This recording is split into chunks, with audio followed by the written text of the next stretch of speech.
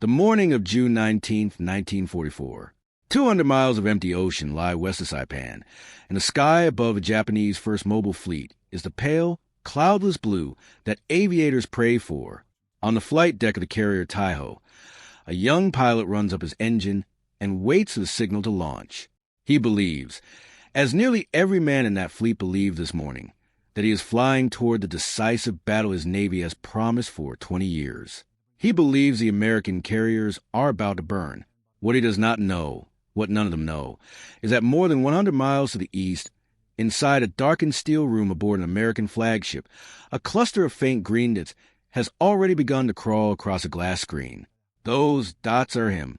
They are every plane around him, and the men watching the screen have already started counting. If you're enjoying this deep dive into the story, hit the subscribe button and let us know in the comments from where in the world you are watching from today. This is a story of how hundreds of Japanese aircraft took off into a clear sky and simply disappeared before they ever reached their target, and of the men on both sides who lived inside that single, strange, lopsided morning. Understand why those planes vanished. You have to understand why the ocean west of Saipan mattered enough to die for. By the middle of 1944, the United States had spent 2 years clawing its way across the Pacific, island by island, and the Mariana Islands were the next door to be kicked in. Saipan, Tinian, and Guam sat like stepping stones in the open sea, and whoever held them held the keys to everything beyond. For the Americans, the islands meant airfields. From a runway on Saipan or Tinian, the new long-range bombers could reach the home islands of Japan itself, something no Allied aircraft had been able to do with any regularity since the war began. For Japan, the same geography read like a death sentence. Lose the Marianas, and the war would arrive over Tokyo. On the 15th of June, United States Marines waded ashore on Saipan, and the Japanese High Command understood at once that this was the intrusion they could not allow. So they reached for a plan they had been polishing, in one form or another, since before the war started. Japanese naval strategy had been built for decades around a single seductive idea, the decisive battle. The theory held that the Imperial Navy could not match American industry ship for ship over the long run, and so it must instead lure the enemy fleet into one enormous, carefully staged engagement and destroy it in an afternoon. In the 1930s, that fantasy had involved battleships trading broadsides at long range. By 1944, the battleship was no longer the queen of the sea. The aircraft carrier and the submarine had dethroned it, but the dream of the decisive battle survived, and it now wore new clothes. The commander-in-chief of the combined fleet, Admiral Soma Toyota, gave the operation a name. He called it Eigo.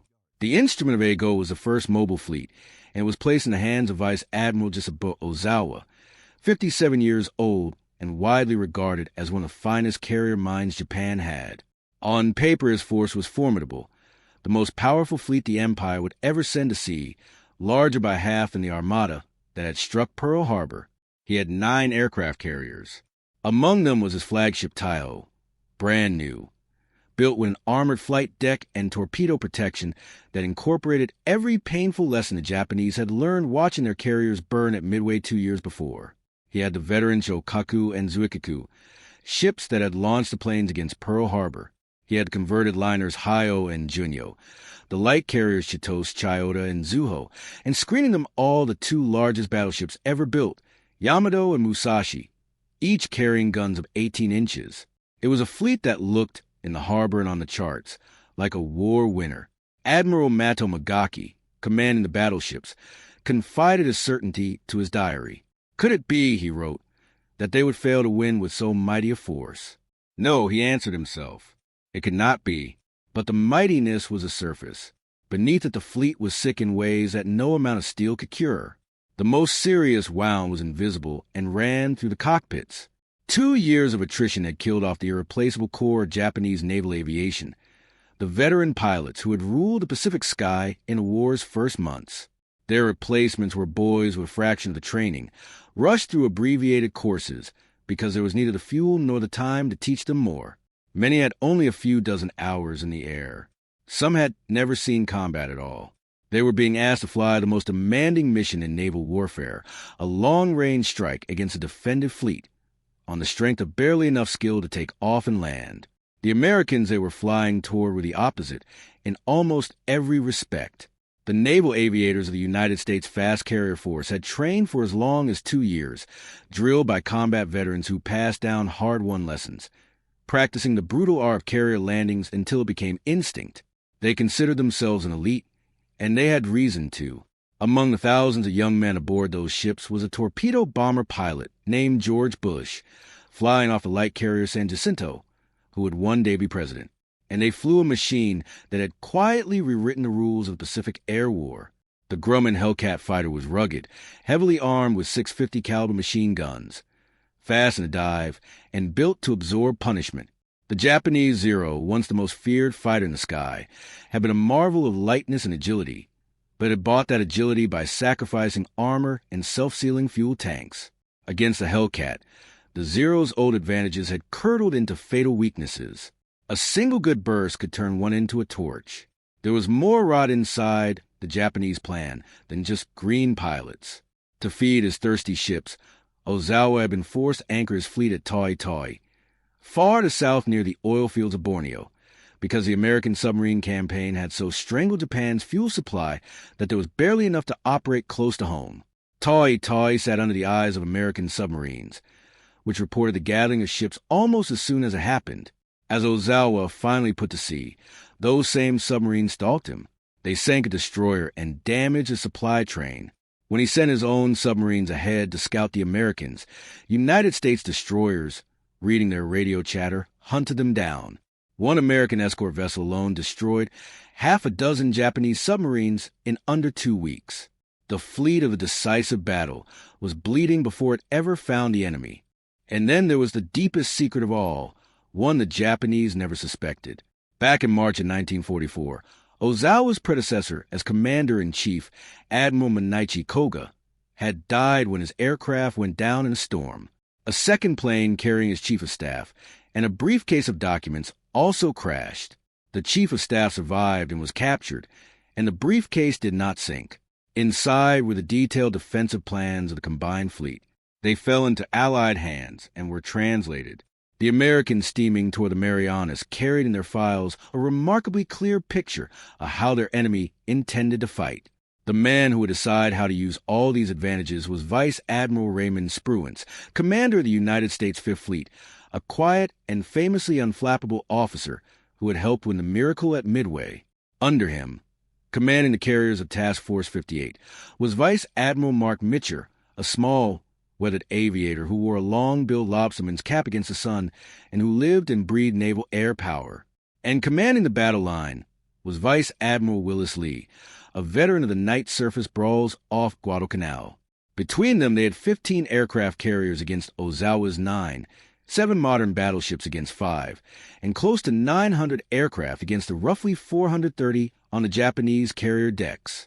Ozawa's one real hope of evening the odds was the several hundred land-based aircraft scattered across the airfields of Guam, Tinian, and the islands beyond, planes he intended to use as a hammer alongside his carrier strikes. As the two fleets groped toward each other across the empty sea, Spruance faced the hardest decision of the campaign. His aviators, Mitcher foremost among them, burned to steam west through the night and hurl a dawn strike at Ozawa's carriers. To hit first away, carrier admirals always long to hit first. Spruance refused. He suspected, wrongly as it turned out but reasonably, that Ozawa might be trying to lure the American carriers away, so that a second force could slip around and fall upon the vulnerable invasion fleet still unloading off Saipan. He had learned at Guadalcanal what happened when a covering fleet abandoned the men it was supposed to protect. So he chose to stay close to the island, to plant his feet, and to let the Japanese come to him. He would fight on the defensive and let his enormous advantages in numbers, in radar and gunnery, and in fighter direction do the killing. Mitcher's staff was furious. To men aching for the offensive, the order felt like cowardice, and the wardroom seethed with bitter talk. One officer scrawled in his diary that the brass had turned yellow, that there would be no fight and no guts. They did not yet understand that Spruance had just handed them the conditions for one of the most one-sided victories in the history of naval warfare, by keeping every fighter he owned, instead of spending dozens of them on a dawn raid through layered Japanese flak. Spruance would meet the morning with an unbroken wall of aircraft, If you find the story engaging, please take a moment to subscribe and enable notifications. It helps us continue producing in-depth content like this. What truly doomed Ozawa's pilots, though, was not numbers. It was something they could not see and did not know existed in the form arrayed against them. It was information. The American fleet had become, by the summer of 1944, a machine for seeing in the dark and hearing across the horizon. At the heart of each major ship sat a new kind of compartment called the Combat Information Center, a dim room crowded with radar repeater screens, plotting boards, and headsets, where the chaos of sky was turned into orderly marks on glass. Air search radar antennas turning high on the masts could pick up incoming aircraft well over 100 miles away and read their altitude and bearing. Inside the Combat Information Center, fighter direction officers watched the contact appear and, like air traffic controllers of war, vectored the circling Hellcats of the combat air patrol straight onto them. Aboard Mitcher's flagship Lexington, the senior fighter director was a lieutenant named Joseph Eggert, and he had at his side an extraordinary advantage. A Japanese-speaking officer, Lieutenant Charles Sims, sat listening to the radio frequencies the enemy strike leaders used to coordinate their formations. Sims could hear the Japanese commanders giving orders to their own pilots, and he translated those orders in near real time. The Americans were not only watching the raids form up on radar, they were, in a sense, listening to the enemy think. And behind the fighters waited one more layer, the guns. Lee's battleships and the cruisers and destroyers were arranged across the front of the formation in a gun line, a moving rampart of steel. Their heavy anti-aircraft batteries carried a weapon so secret that few of the men firing it fully understood the magic inside the shell. It was a proximity fuse, a tiny radio transmitter built into the nose of a 5-inch round that sensed when it come near an aircraft and detonated on its own without needing a direct hit. For an anti-aircraft gunner, who normally had to thread a shell through empty air and hope, it multiplied lethality enormously. A shell that exploded merely close was now a shell that killed.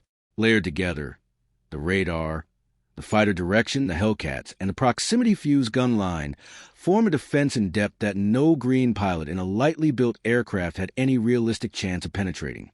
The morning began for the Americans at 3 o'clock, when bugles, gongs, and the harsh voice of the loudspeakers drove the crews to their battle stations. Sailors dogged the hatches, secured the battle shutters, pulled on their life vests and steel helmets. The sun rose into a sky of mild seas, gentle east winds, and almost no cloud, beautiful weather that offered the coming Japanese strikes nowhere to hide. While the fleet waited, Mitcher sent fighters ranging westward to sweep the airfields on Guam, where land-based Japanese aircraft were already rising to fight. In swirling combat over the island, the Hellcats knocked down dozens of them for almost no loss. The first blood of a long day. Out beyond the horizon, Ozawa was launching his search planes into the dawn, more than 30 of them fanning out to find the American fleet. They found it.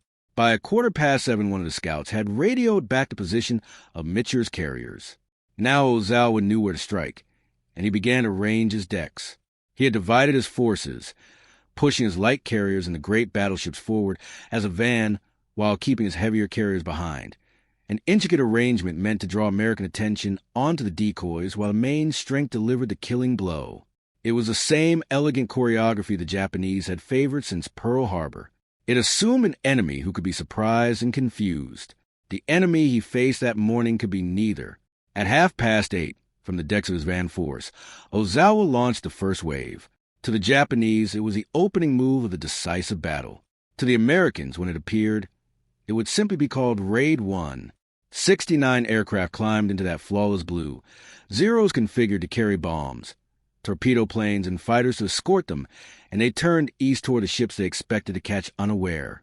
Their commanders ordered them to circle and assemble before pressing in, a sensible precaution that cost them precious minutes in which they hung in the air like insects on a pane of glass. At 10:05, the air search radar aboard the battleship Alabama caught them. The contact bloomed on the scopes at a range of 125 miles. High up at 24,000 feet and above, a great loose swarm of aircraft crawling steadily inbound. Across the task force, every ship that was not already at general quarters went there now. In the Combat Information Center to Lexington, the plot was logged and labeled, and the word went up to the flag bridge. Mitcher, his face shadowed under the long brim of his cap, gave a single odd order. Broadcast Hayrube. It was the old cry of the traveling circus, the call that meant everyone come and help, and the fighter directors understood it instantly. The fighters out over Guam were summoned home at full speed. Across 15 flight decks, pilots dropped their coffee, sprinted from the ready rooms, and flung themselves into the nearest available Hellcat. There was no time to form up neatly. They roared off the bows and clawed for altitude, and the calm voices in the darkened rooms below began to steer them west, out toward the swarm, while the green dots on the glass crept closer and the men who flew inside them sailed on, certain of victory, toward a wall they could not see. The interception began far out over the water, well beyond the sight of the fleet. Raid 1 came on in a long, loose mass, and the Hellcats fell on it, while it was still better than 50 miles from the ships. The first American fighters to make contact tipped over and dived, and the radio filled with the cry that meant a pilot had the enemy in sight. Tally-ho. The neat Japanese formation came apart almost at once. Zero's burden with bombs were slow and clumsy, unable to twist away, and the escorting fighters were too few and too green to hold the wolf off. Planes began to fall in a way that would define the entire day. A flick of flame at the wing root, a thin black ribbon of smoke, a long curving plunge toward the sea. Of the 69 aircraft Ozawa had sent in that first wave, the great majority never came close to the carriers. A scattered handful punched through the fighters only to meet the gun line waiting beyond. What they found there was the second layer of the trap. The screening destroyers stood out ahead as pickets, and a few desperate Japanese pilots spent their bombs and torpedoes on them, scoring nothing. A small group, perhaps half a dozen, broke through toward Admiral Lee's battleships. Here the proximity fuse did its quiet, lethal work, shells bursting in the empty air beside the attackers without ever needing to strike them. One bomb did get through. It slammed into the main deck of the battleship South Dakota, killing or wounding more than 50 men in a single blow. It was a real and bloody hit, the only damage any ship in that group suffered, and yet South Dakota did not slow and did not fall out of line. Her armor hull shrugged off the wound and steamed on. And of all the planes in Raid 1, not a single one reached the American carriers that were the whole point of the mission. Then came Raid 2, and it was the largest blow Ozawa would throw all day. It had launched from his main body, more than 120 aircraft strong, dive bombers and torpedo planes thick, with escorting fighters. From the start it was cursed. Climbing out, the formation made the fatal mistake of passing directly over Ozawa's own van force, and the jumpy gunners on the Japanese ships, seeing aircraft overhead, opened fire on their own side. 2 planes fell to friendly fire, and 8 more were damaged badly enough to turn back before the strike had even crossed half the distance to the enemy. At 7 minutes past 11, American radar found what was left of it 130 miles out. The fighter directors went to work, and the Hellcats were waiting this time, stacked high with the sun behind them. Among the squadrons vectored in were 10 Hellcats of Air Group 15 off the carrier Essex, led by Commander David McCampbell, who would end the war as the United States Navy's leading ace. The Combat Information Center steered them onto a radar plot, and they tipped down out of 25,000 feet onto a swarm of perhaps 50 Zeros and Judy dive bombers laid out below them. McCampbell wasted nothing. His 50 caliber gun set a Judy ablaze on the first pass, because so many Japanese aircraft still flew without the self-sealing fuel tanks that might have saved them, and he flew straight to formation firing as he went, knocking down plane after plane and breaking the attack in confused fragments.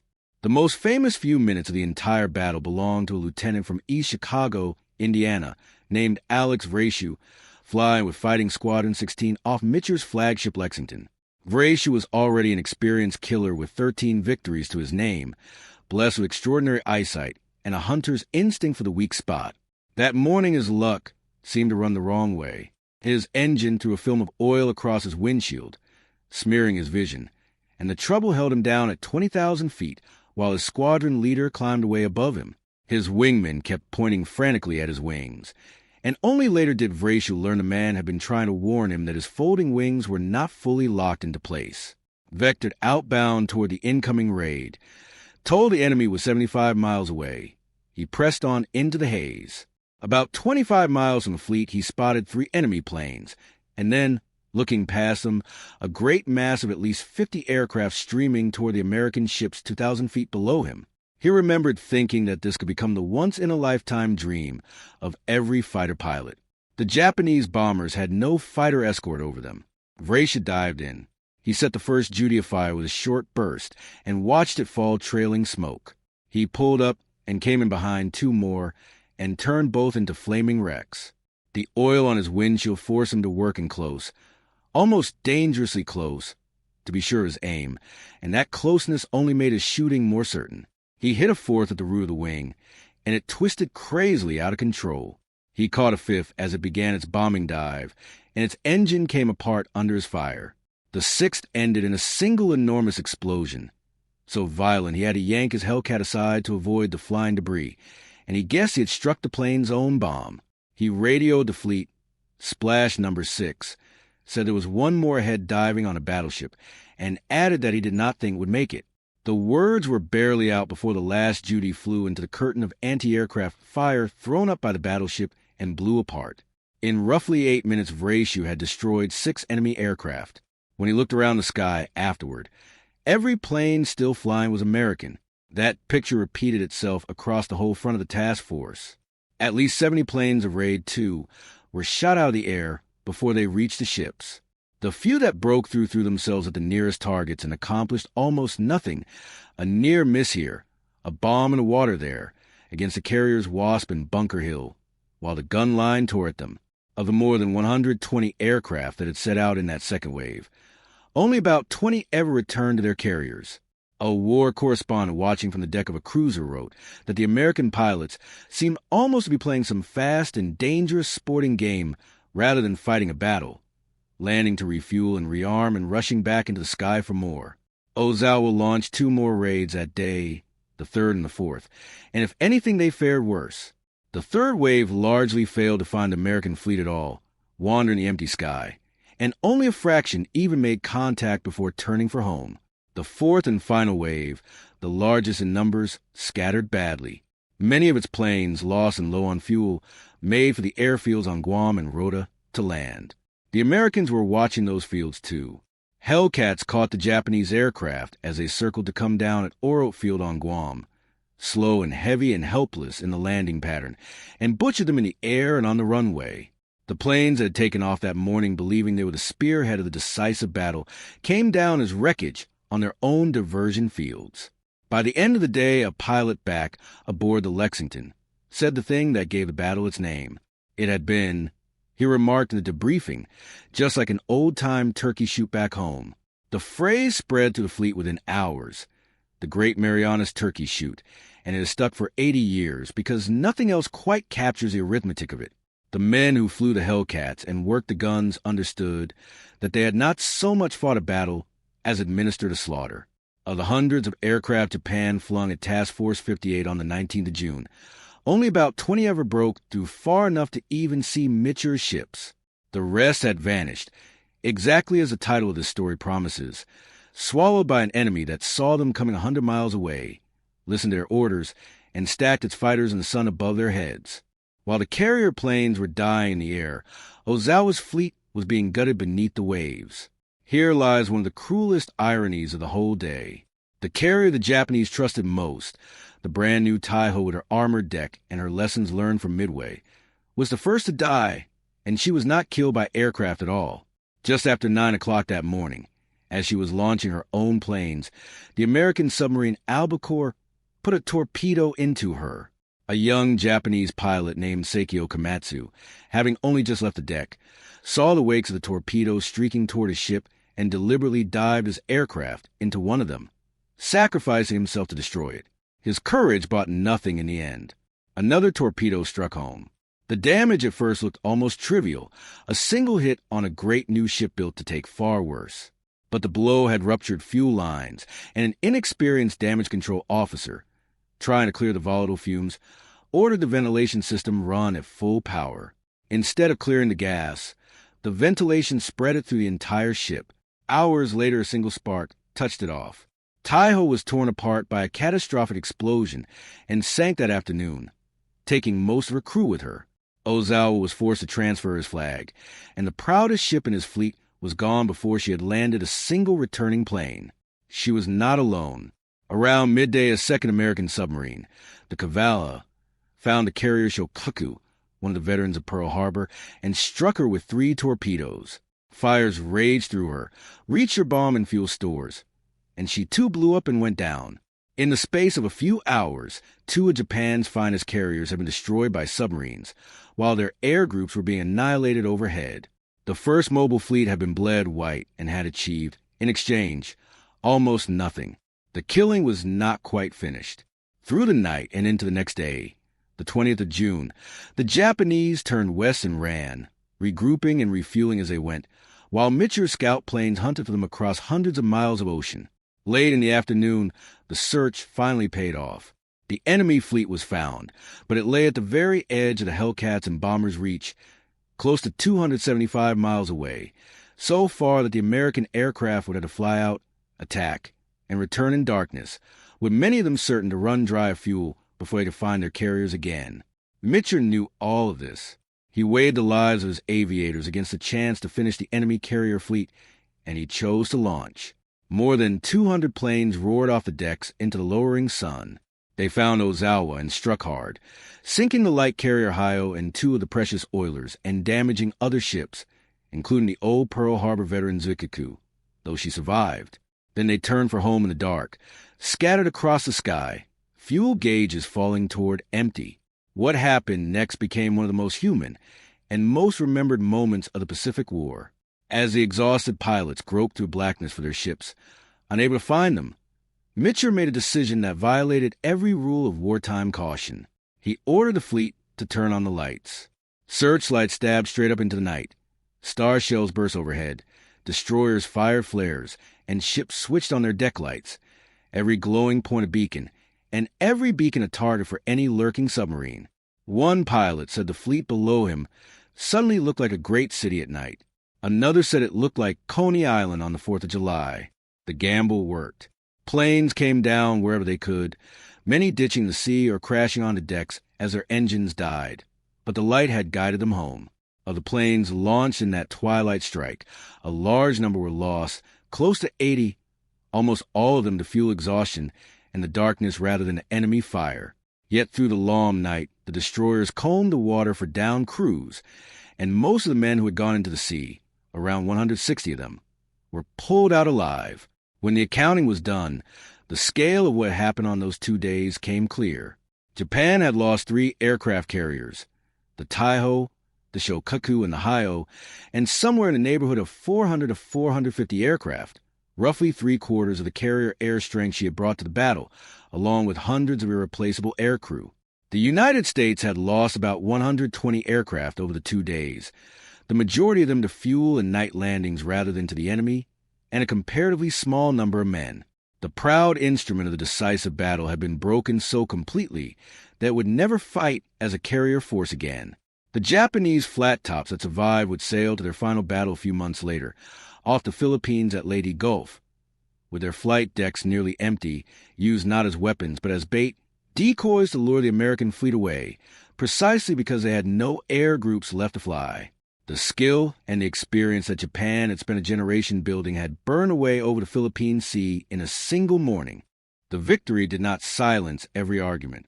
In the weeks and years that followed, some officers and later some historians criticized Spruance bitterly for the very caution that had won him the air battle.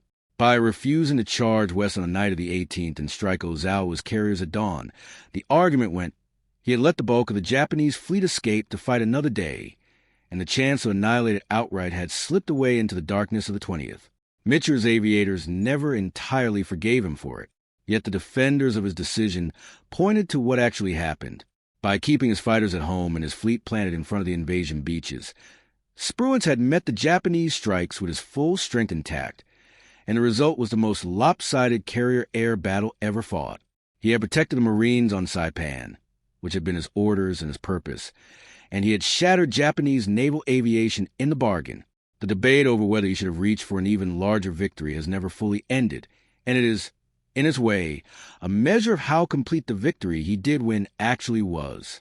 There was a quieter legacy as well, one that stayed secret for a long time. The proximity fuse that had helped tear the raids apart was among the most closely guarded inventions of the war, and the Navy went to great lengths to keep it from being understood or recovered by the enemy. The fighter direction system, the combat information centers, the marriage of radar and radio and trained controllers into a single defensive web, will become the foundation of how navies defended themselves against air attack for the rest of the century. What was tested and proven over the Philippine Sea was not merely a set of aircraft or a clever admiral. It was an entirely new way of fighting, in which seeing and knowing mattered as much as shooting, and in which a battle could be decided before the enemy ever arrived. It is worth pausing before the story ends on the men inside those falling planes, because the word turkey shoot can make it sound like sport, and it was not sport to them. The Japanese pilots who died over the fleet were, for the most part, very young and very poorly trained, boys sent aloft with barely enough hours to fly straight and level, or to attack the most heavily defended fleet on Earth. They went anyway.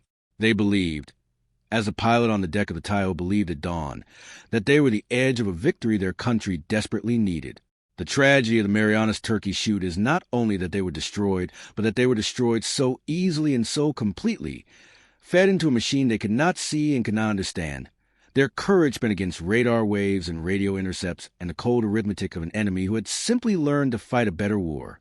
A few of them flew with real skill, and a few, like the young man who threw his aircraft into a torpedo to save his carrier, died with a heroism that no statistic can hold.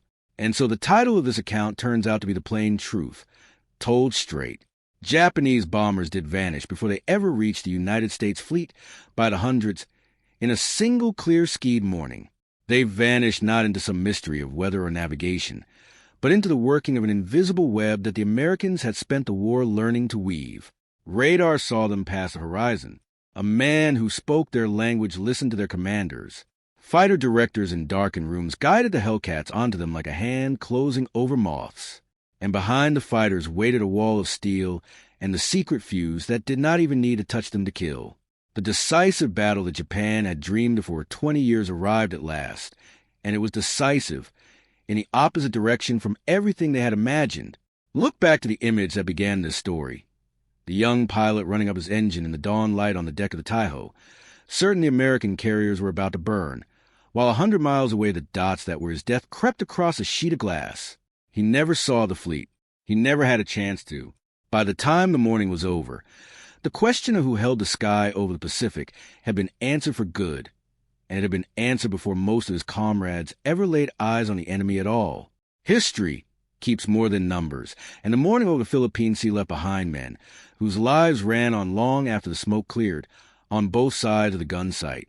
Alex Vrashu, the lieutenant who had splashed 6 dive bombers in roughly 8 minutes, did with only 360 rounds of ammunition, an economy so striking that his crew chief could scarcely believe the gun cameras.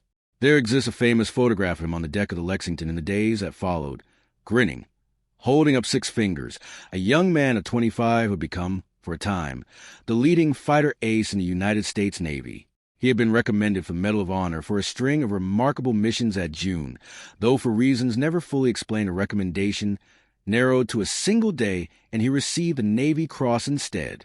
His war did not end gently.